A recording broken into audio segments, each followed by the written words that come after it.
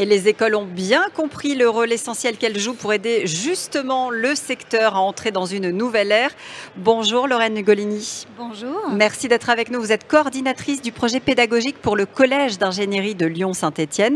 Avec nous également Christophe Moiroux. Bonjour. Bonjour. Vous êtes directeur de projet rattaché à la direction de l'ingénierie de la CNR.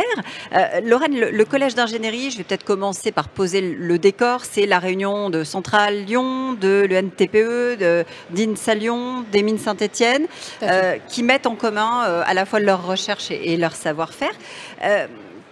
Comment en êtes-vous arrivé à imaginer qu'il fallait une formation continue pour justement accompagner la transformation du secteur industriel? Oui, alors tout d'abord, cela est parti évidemment d'une volonté des 4 écoles de travailler ensemble et de mettre en commun leurs expertises pour aider les professionnels dans un contexte de transition. Mais cela est parti également d'un constat aujourd'hui d'enjeux autour des sujets environnementaux, évidemment, qui aujourd'hui mettent un défi important aux entreprises, notamment aux entreprises de l'industrie.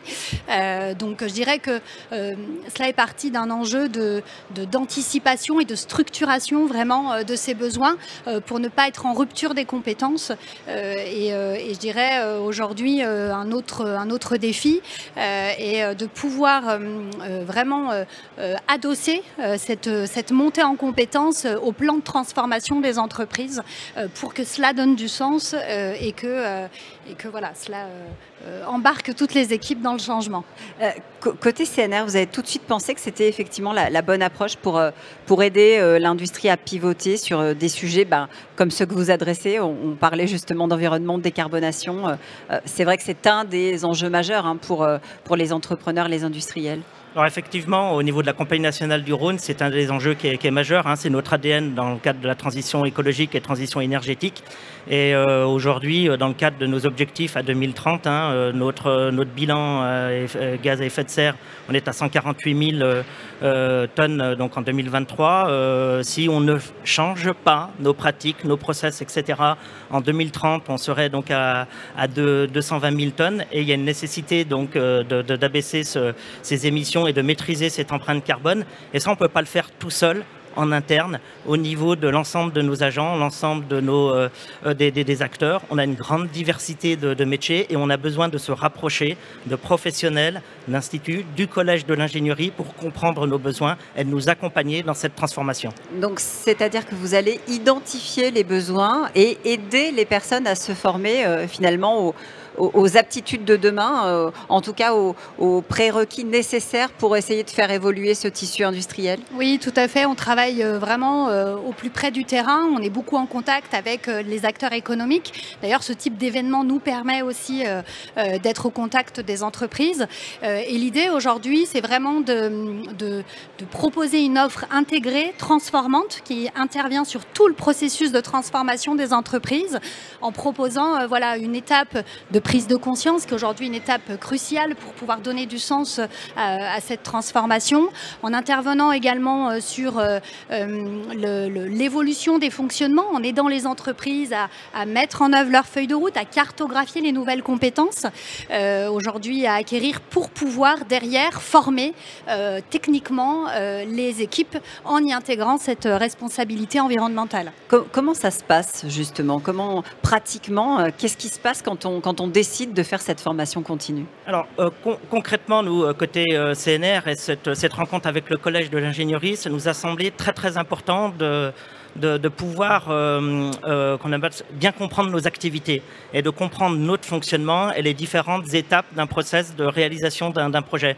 Donc concrètement, c'est un travail de proximité qui a été mis en place, qui a démarré, qui est pleinement donc en cours, et notamment le Collège de l'ingénierie qui va auditionner, rencontrer, discuter, échanger sur cet enjeu de décarbonation et cette vision en fait de cet objectif, et de repercevoir et de bien identifier les besoins, des manques vis-à-vis du personnel personnel qui est confronté à cet enjeu de décarbonation. Donc on discute avec les experts avec des experts, différents niveaux dans l'entreprise. Là, donc on commence par la direction de l'ingénierie parce qu'on est dans un champ d'activité où il y a beaucoup on génère donc des émissions de par nos activités. On est dans de la construction et globalement, c'est déjà de bien comprendre l'état d'esprit, le fonctionnement, les besoins auprès de cette population d'ingénieurs, de techniciens et à différents niveaux, que ce soit des responsables, des acteurs, des chefs de projet, pour cadrer au mieux la formation et les attendus. Côté collège, j'imagine que ça vous a donné aussi l'occasion de remettre en question pas mal de pratiques parce qu'il a fallu les construire, ces formations continues. Comment est-ce que vous avez procédé? Parce qu'il faut que ça soit applicable au plus grand nombre, à l'ensemble des salariés, il faut que tout le monde puisse se remettre à niveau. Oui, on est parti du constat, suite aux différents échanges que nous avons pu avoir avec les différentes institutions professionnelles, les entreprises, qu'aujourd'hui, il y avait vraiment un besoin d'accompagner les entreprises sur tout le processus de transformation et d'y intégrer vraiment toutes ces étapes pour que derrière, quelque chose vraiment de solide soit mis en place dans un contexte fluctuant, dans un contexte où la réglementation évolue en permanence. Donc voilà, l'idée, c'était vraiment d'apporter une offre intégrée, comme je le disais tout à l'heure, en intervenant vraiment en haut, dès la prise de conscience également, pour donner l'opportunité aux entreprises de faire ce pas de côté, leur apporter une nouvelle grille de lecture pour derrière pouvoir les former aux gestes métiers. Aujourd'hui, c'est aussi la prise de conscience avec vos transformations respectives que finalement, on ne sort plus avec un bagage, avec un métier. On est sans cesse obligé de revenir se tester, apprendre, ajouter finalement des cordes à son arc parce que le monde autour de nous change de plus en plus vite. Ça, c'est un élément qui est fondamental. Effectivement, on est dans un monde qui est très changeant, qui évolue, et que c'est notamment pour les industries, pour les industriels, c'est arriver à bien comprendre cette nécessité de s'adapter et que on a beau avoir une politique de gouvernance qui nous fixe un objectif avec des axes stratégiques, il n'en demeure pas moins que le capital humain d'une industrie est quand même fondamental et que ce capital humain doit se transformer et doit aussi se remettre en cause face à cet enjeu majeur de décarbonation et de maîtriser son empreinte carbone.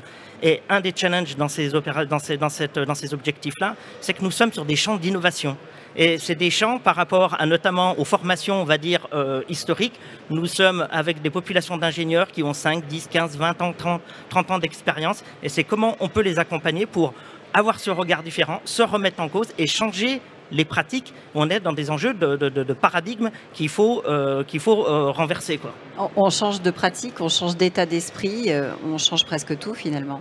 Change tout et puis on essaye d'avoir une vision plus systémique, plus globale également parce que généralement ce sont des plans de transformation qui s'inscrivent vraiment dans la globalité, qui embarquent toutes les équipes à tous les niveaux et c'est ça tout l'enjeu aujourd'hui du collège d'ingénierie, c'est de pouvoir vraiment accompagner tous les acteurs de l'entreprise dans tout le processus, voilà, jusqu'à la prise de conscience et à la formation plus technique évidemment des équipes en y intégrant cette dimension. Et aujourd'hui, vous avez beaucoup d'entreprises qui s'intéressent à cette formation, oui, et qui viennent taper à votre porte. Oui, on a de plus en plus de monde. Alors l'offre est encore en construction, puisque le collège d'ingénierie existe depuis un peu plus d'1 an maintenant. Mais voilà, on a beaucoup d'acteurs. Ça fait écho de plus en plus aux acteurs industriels. Et nous nous adressons également aux collectivités, à d'autres acteurs économiques. C'était indispensable ce que vous avez fait aujourd'hui avec le Collège de l'ingénierie. Il y a vraiment un avant, un après. Il y a un avant, un après. Nous avons une feuille de route carbone qui est en cours de rédaction, de validation. On a différents leviers dans cette feuille de route carbone pour aboutir à cette décarbonation. Et la formation est indispensable. Nous sommes dans l'humain. On a beau maîtriser de la technique, il y a des innovations, il y a de la recherche, on peut avancer là-dessus, mais quand le capital humain n'a pas conscience ou ne souhaite pas ou présente des obstacles, des leviers, on a besoin de cette formation, on a besoin de cet accompagnement des process, tout en maîtrisant, on va dire, les enjeux aussi de l'industriel. Et c'est important de comprendre l'industriel pour s'adapter à l'industriel et de l'accompagner dans cette transformation. Merci beaucoup à tous les deux d'avoir été avec nous dans la matinale de l'industrie ici à Global Industrie sur le salon d'Eurexpo Lyon.